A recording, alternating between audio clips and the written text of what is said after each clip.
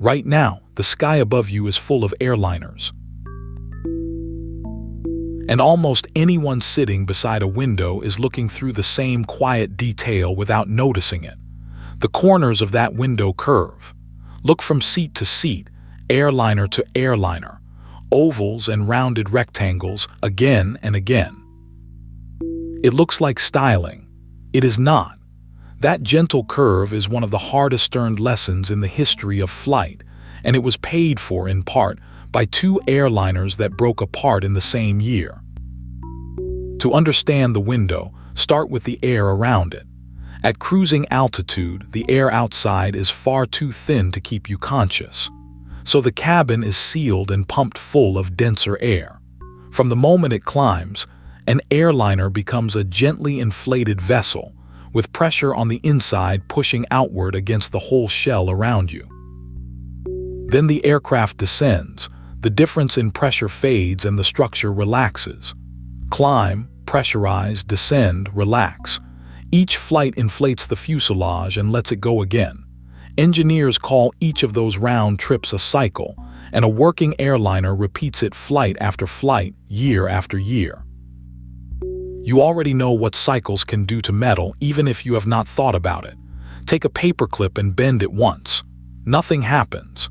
Bend it back and forth again and again, and it snaps in your fingers even though not one of those bends on its own was strong enough to break it. Damage that builds up quietly under repeated loading has a name: metal fatigue. Hold onto that idea, because the entire story turns on it. Now picture how force actually travels through an airplane's skin. Engineers talk about load paths, and a useful way to imagine one is water flowing across a smooth surface. As the cabin pressurizes, load streams through the thin metal in all directions, evenly, calmly, with nowhere it needs to fight. A window is a hole in that flow. The load cannot pass through an opening, so it has to squeeze around it, the way a river squeezes around a bridge pillar. And wherever the flow crowds together, one small region of metal ends up carrying far more than its share.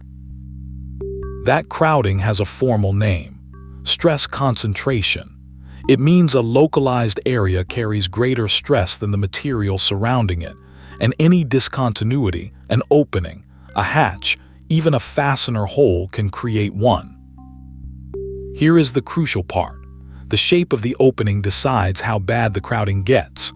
A smooth, generous curve lets the load sweep around gradually, spreading the burden along the whole edge. A sharp corner forces the flow to turn almost instantly, gathering stress into one tiny, punished patch of metal. Repeated pressure cycles, concentrated stress, a material that fatigues. Put those three together at a sharp corner and you have written an invitation for a crack. Little of this was fully understood the first time anyone built a jet airliner for high, pressurized flight. Which brings us to a beautiful, pioneering, and ultimately tragic airplane.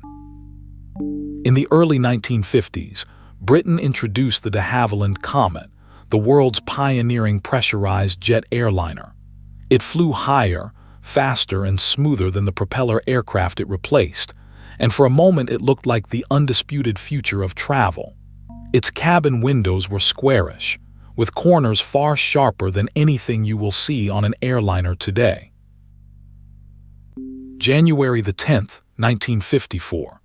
A comet flying as BOAC Flight 781 broke apart in the air near the island of Elba in the Mediterranean.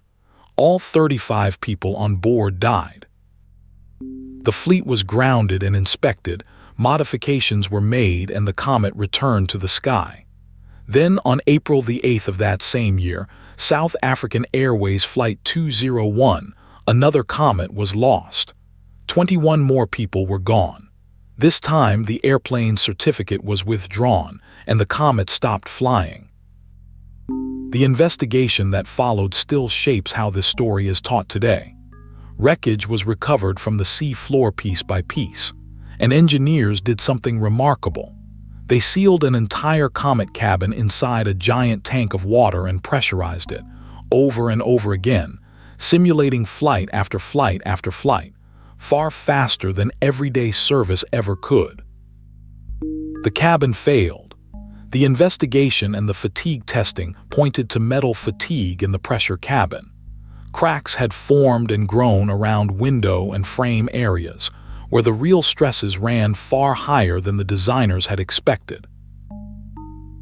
Here is where this story usually gets flattened and where we should slow down. The version you may have heard, that square windows caused the crashes, is too simple. The investigators themselves understood it was too simple.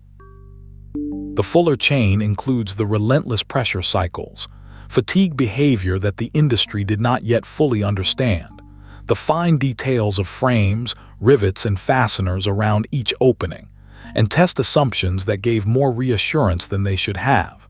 The squarish geometry raised the stresses. It did not act alone. What failed was not one shape. It was a set of assumptions about how a pressurized structure ages.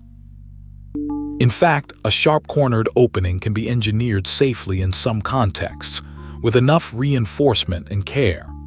Rounded corners are not a magical law of nature.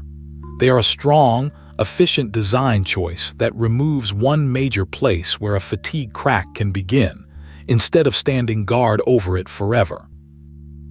That is exactly how modern aircraft treat the problem. Look closely at a passenger window today. It is not a circle. It is an oval or a rectangle with generously rounded corners, set in a reinforced frame that carries the redirected load smoothly around the opening. And the shape is only the visible layer of the answer. Modern structures are designed under a philosophy called damage-tolerance.